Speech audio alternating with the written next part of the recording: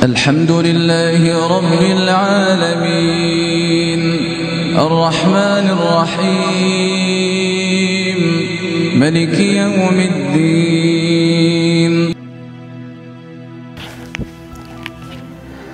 Assalamualaikum warahmatullahi wabarakatuh, sahabat dakwah harian TV yang dirahmati Allah Subhanahu wa Ta'ala. Segala puji bagi Allah Tuhan semesta alam.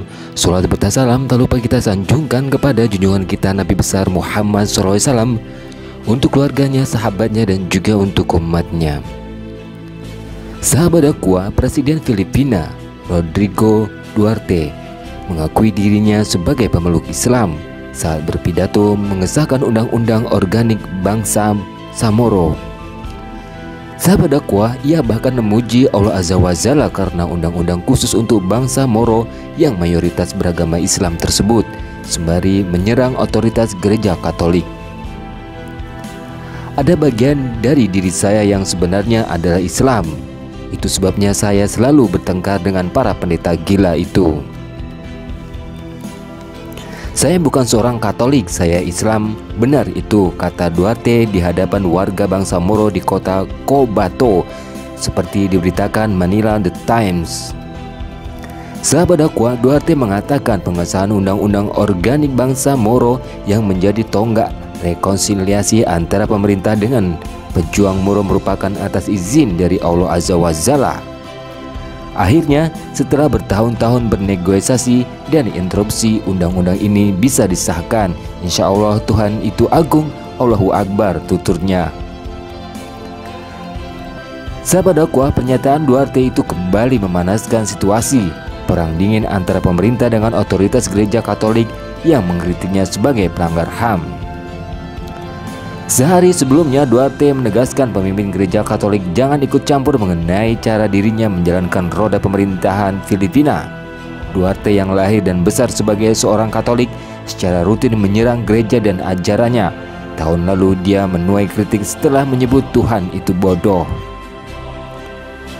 Baru-baru ini Presiden Duterte menyarankan warga untuk merampok dan membunuh para uskup yang berpenghasilan tinggi. Sahabat dakwah, perlu Anda ketahui bahwa Manila menjadi pusat ibu kota yang kini dikenal dengan sebutan Manila. Manila sendiri diambil dari nama bahasa Arab Fi Amanillah yang memiliki arti di bawah perlindungan Allah Azza wa Jalla. Sahabat dakwah, Muslim di Filipina juga mampu menjadikan kawasannya sebagai pusat perdagangan, hasil pertanian dan laut. Kala itu begitu memikat para bangsa lain untuk menjalin hubungan bisnis dengan Filipina. Pengaruh Khalifah Islam di Timur Tengah juga amat begitu kuat di Filipina. Hal itu yang membuat koneksi perdagangan di Filipina juga menjadi kuat. Mereka pun bertekad menjadikan Filipina sebagai wilayah dagang umat Muslim terbesar kala itu. Hingga semua berubah sejak kedatangan pasukan Katolik Spanyol. Mereka diperkirakan tiba pada Medion pada tahun 1565 Masehi dengan mengusung misi Gold, Glory, dan Gospel. Hanya dalam kurun 4 tahun, kota Manila berhasil direbut oleh pasukan Katolik Spanyol. Mereka lalu menggunakan cara penindasan dan kekerasan untuk memaksa warga Muslim di kota itu untuk berpindah keyakinan. Sahabat dakwah, gerakan kristenisasi dilakukan secara massal dan masif, terutama di wilayah Filipina Utara dan Tengah. Akibatnya secara berlahan jumlah Muslim terus mengalami penurunan secara signifikan di Manila. Sahabat dakwah, Muslim Filipina yang tidak mau memeluk Kristen Katolik ketika itu melarikan diri ke bagian wilayah selatan Filipina. Di sana mereka berhasil menciptakan pertahanan yang kuat dan terus melawan Spanyol lewat perang gerilya. Dari sini umat Muslim Filipina disebut Moro oleh para penjajah. Kemudian Spanyol tidak tinggal diam. Mereka merekrut Indo-Kristen untuk orang Filipina yang sudah masuk Kristen untuk memerangi kaum Muslim yang sebenarnya saudara sebangsa mereka sendiri.